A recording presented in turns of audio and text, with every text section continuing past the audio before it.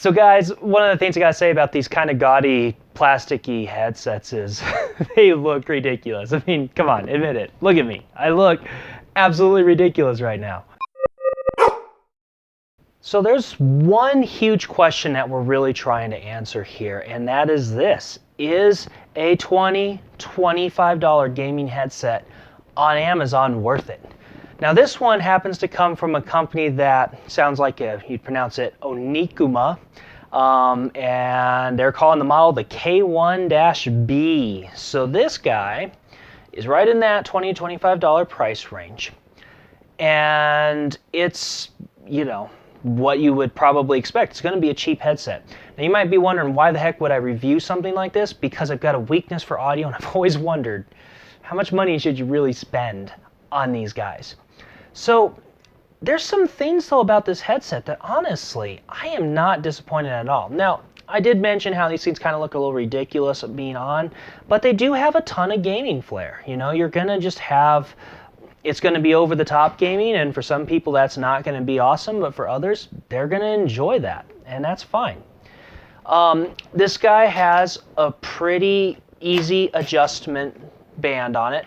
You can kind of hear it just click a little bit, and it holds in place pretty well, so it's not too bad. The microphone is got a lift boom, so you can move it out of the way, or just, you know, move it back down. So depending on if you're using it or not, you can move it out of the way, but it doesn't have like any kind of auto shut off feature or anything. It's just up or down. The mic sounded okay. Did seem to do fine. So, and a lot of the mic stuff depends on, when you have analog connections like this, depends on how you set up your settings. So USB microphones have a little bit easier because that kind of depends entirely on the manufacturer. This guy's going to depend a little bit on your motherboard or audio connector or sound card if you're using one of those. So that's pretty nice. I mean, one of the nice things is this thing has a good amount of flexibility in it. And so, you know, it's not going to bend. I'm sure if I crank on it too hard, I could crack it, but that's quite a bit of flexibility. So you can get stuffed in a suitcase or whatever pretty darn easily.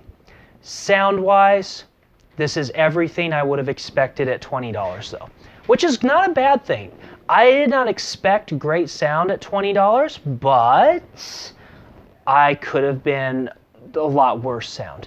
These guys are fairly comfortable to wear. They do produce a decent amount of sound. You're going to hear some bass, you're going to hear some trebles, and that's going to be fine. But when you start getting the more detail levels of soundstage and realistic sound, this is where they completely fall flat.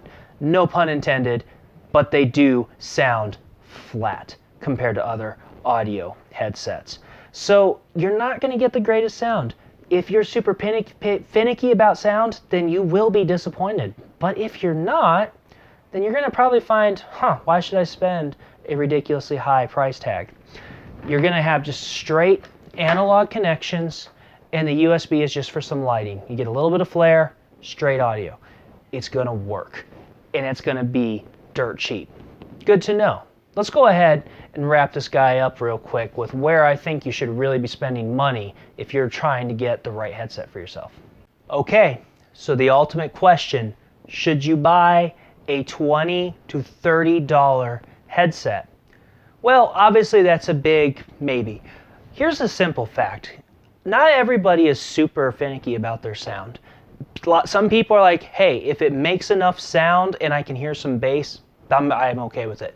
And if you're somebody who's like, I just don't want to spend a lot of money and I don't see it improving my experience any, then a $20 headset might be golden, $20 to $30, because, hey, you're not going to spend a lot of money. Use that money on other stuff for your computers or buy some more games.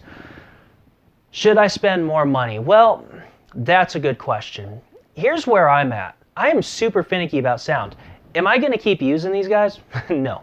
I want really high quality sound, and I didn't expect super high quality sound of these guys. I just wanted to see are they even worth it?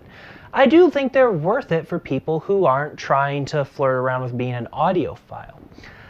And here's the other reason why I think it's worth it. Now, I recently bought a HyperX Cloud 2 because I was like, it went on sale and I only had to spend $100, and I was like, it's $120, $130 normally.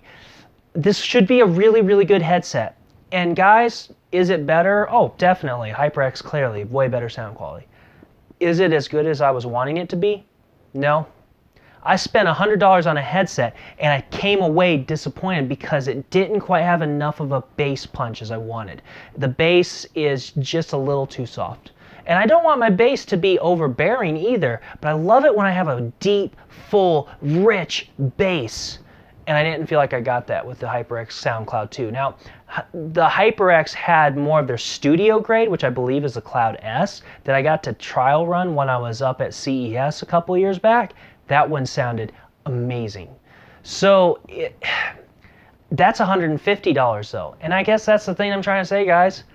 If you're not going to spend $150, then probably something in the budget range is going to be great for saving you money. Otherwise, really save up your money and go all out, because that's probably the only level that you're going to be happy. So there you go, guys. I have a sound weakness. I will review a $20 headset. Well, it's right now $30. I've seen this as low as like 22-ish. So, you know, some of it is these things are made in Asia, and with some of the trade disputes and stuff going on, prices are going to be a little wonky for some of that. So guys, all around I'd say, hey, it's worth the $20 to $30 that you can spend, but not if you're going to be an audiophile who's really finicky about your sound. Hey, let me know if you got questions in the comments below. I hope this little perspective helps you out. I'll catch you later.